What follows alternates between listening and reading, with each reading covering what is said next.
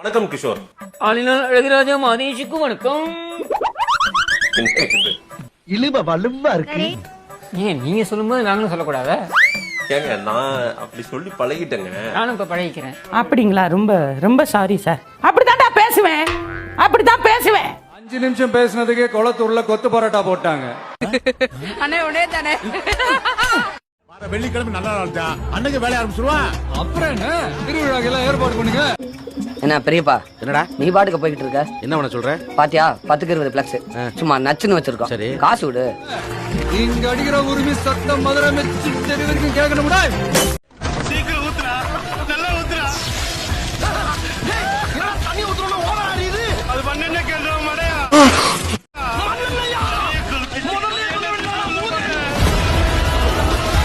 Man's freedom fighter is another man's terrorist is what you're saying. You have a point, you have an argument, but still I may hold my ground as far as Indian law is concerned. But I'll ask you one question. Unga So I am helping I am helping giving the rice to because வீணானே குலகர் நாய்க்கிறான் போயிரு. because அது பல்லகளெல்லாம் உடைச்சு படிக்க தெரிஞ்சா படி, தப்பு தப்பா படிச்சு அடி வாங்கி சாகாத சொல்லி. இது என்ன இது? நான் என்னவெல்லாம் வாக்குறுதி கொடுக்க முடியும் இப்ப கொடுக்கிறேன் பார். ஒவ்வொரு வீட்டுக்கும் ஒரு ஹெலிகாப்டர் கொடுக்கிறேன். நான் சொல்லும் போது சிரிப்பு வருது. அவன் 6 சிலிண்டர் கொடுக்கிறேன் என்பது ஏன்டா சிரிக்கிறது?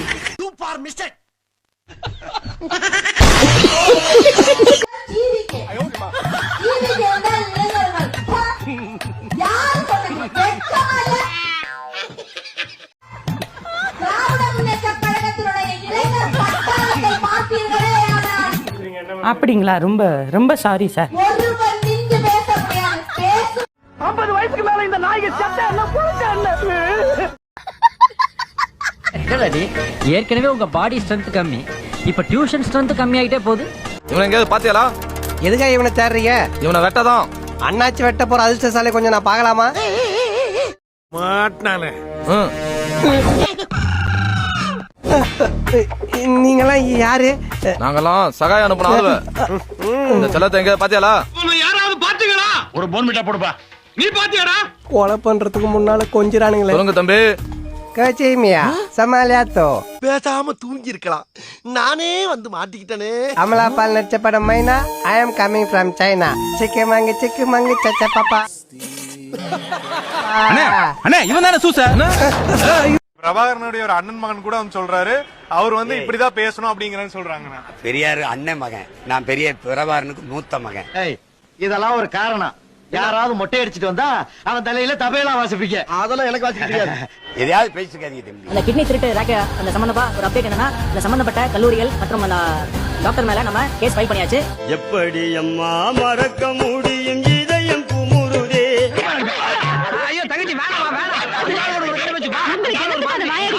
திமுகவை ஏத்துட்டீங்கன்னா RSS பிஜேபி பெட்டி கொடுத்துரும். புரிஞ்சதா? RSS ஏத்து குத்திட்டீங்கன்னா இஸ்லாமிய கிறிஸ்தவர்கள் வந்து கோடி கோடியா உங்களுக்கு கொடுத்துருவாங்க. தெரிஞ்சுக்கிட்டியா? வீணானே குலகர் நாய்க்கிறான் போயிரு. தம்பி விஜய் கருத்தை ஏதாவது எடுத்து பேசிட்டீங்கன்னா திமுக பெட்டி பெட்டியா கொடுத்துரும். உங்களுக்கு ஆமா கொடுத்துரும்.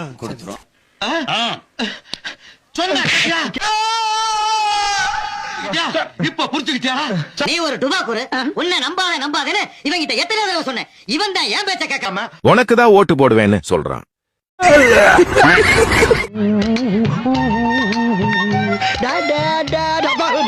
இதுக்கு போட்டு போமா தொலைஞ்சிட போகுது.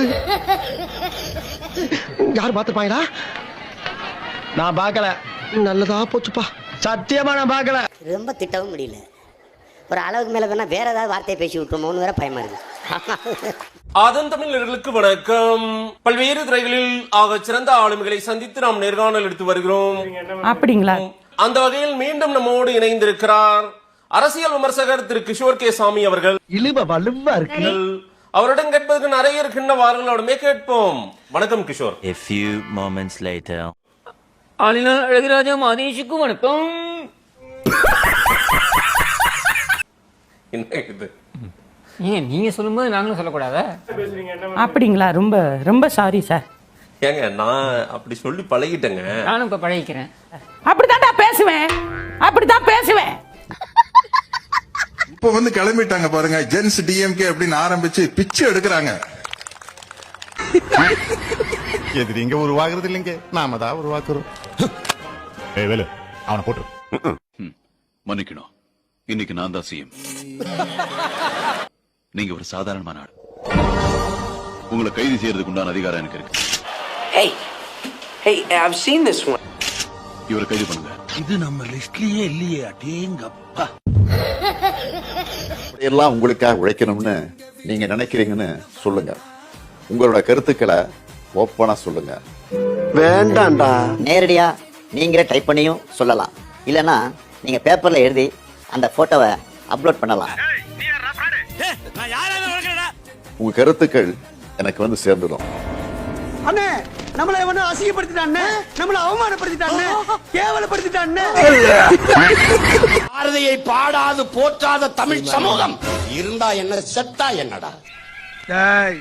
செத்தா என்னடா, செத்தா என்னடா?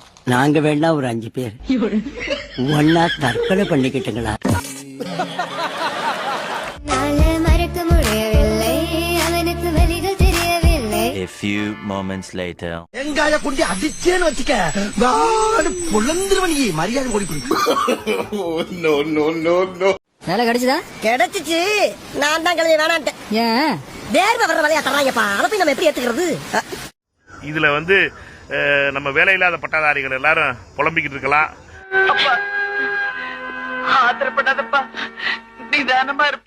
நான் கேட்கிற மரியாதைக்குரிய அமைச்சர் கீர்த்தனா அவர்கள்ட்ட, ஆங்கிலம்ங்கிறது நம்பிக்கையை கொடுக்கும், தைரியத்தை கொடுக்கும் அப்படின்னு எவன் உங்ககிட்ட சொன்னது? A few moments later. வேற யாரு? நான் தான். Sir, can you spare me a few seconds, sir? I'm Director Jain. Sir. மச்சி இவன்டா. உள்ள இவ்ளோ காண்டு வச்சீனே, எப்படி அவட நீ சிரிச்சினே சுத்துற? வியாபாரமெல்லாம் டல்லா தான் இருக்கு. நீ வேணா வா. உட்கார்ந்துட்டு திமிரா உட்கார்ந்துட்டு பேசிட்டு கூடாது. ஆளாளுக்கு பெரிய, நீங்க தான் பெரிய ஆரிங்க, பிறக்கும் போதே 6-7 மூளை வச்சு உங்களுக்கு படைச்ச மாதிரியும். அப்படிங்களா? ரொம்ப ரொம்ப சாரி சார். நாங்கெல்லாம் களிமண் நம்ம வச்சிருக்கிற மாதிரி மண்டைக்குள்ள ஒழுங்கா இருக்கணும். சும்மா இங்க தேவையில்லாத வேலையெல்லாம் பேசிட்டு கூடாது. அப்படித்தான்டா பேசுவேன், அப்படித்தான் பேசுவேன். இங்க வாழ்க்கைய என்ன ஆகணும்னு நினைக்கிறீங்க? ஏம் வந்து போலீஸ் ஆகணும்னு ஆசை. இவன மாதிரி வீட்டுக்கு ஒரு பிள்ளை இல்ல, ஊருக்கு ஒரு பிள்ளை இருந்தாவே மழை கொட்டோ கொட்டி ஊர் செழிச்சு போகும்டா. போலீஸ் கடவுள் வந்து உங்களுக்கு 2 வாரம் தராரு. ஒன்னு போலீஸ் வேலை, ஒன்னு பொண்ணு கேர்ள் ஃப்ரெண்ட். நீங்க எது சூஸ் பண்ணுவீங்க? பொண்ணுதான் ப்ரோ, பொண்ணு. துபாய், லண்டன், சிங்கப்பூர், இன்னொருத்தர் எங்க போனாருன்னு தெரியல. செந்தில் பாலாஜி எல்லாரும் நிஜாம் பாக்கு. பெரியவர் சிறியவர் அனைவரும் சுவைத்திடும் நிஜாம் பாக்கு. அன்றும் இன்றும் என்றும் தரமே நிஜாம் பாக்கு. நிஜாம் பாக்கு. அவங்க எங்களே எவிங்க அவங்க இந்த நிக்கிறாங்கல்ல, இந்த வேலை தானே வேணாங்கிறது. அவங்க எங்கள அவங்க எனக்கு என்ன தெரியும்? குத்துற பாத்துக்க. யார அவங்க? யார போய் அவங்க பேர சொல்ல, ஊர சொல்லு. அவங்க யாருன்னு உனக்கு தெரியாது. நீ கேக்குறதுனால சொல்றேன். அண்ணாச்சி மகளும் அந்தோணிதாஸ் எங்க? அப்படி கேளு. ஐயோ, ஒரு பைத்தியக்கார பைலட் அந்த மாட்டிட்டு படுற பாடு. சொல்லுடைய கருப்புட்டி தாங்கவே உம்முல கொடுக்கல உம்மா தெரியாது. இந்த விளையாட்டெல்லாம் என்னிட்ட வச்சுக்காத. தெரியாது தெரியாது தெரியாது. உங்களுக்கு தெரியாது, கனடால என்னை கைது பண்ணிட்டான். பெரங்கையில விளக்கம் போட்டு இப்படி போட்டு எடுத்துட்டு போயிடா 100 கிலோமீட்டர். ஆமா, கனடா எதுக்கு போறீங்க? எதுக்கா? கனடால என்னை கைது பண்ணிட்டான்.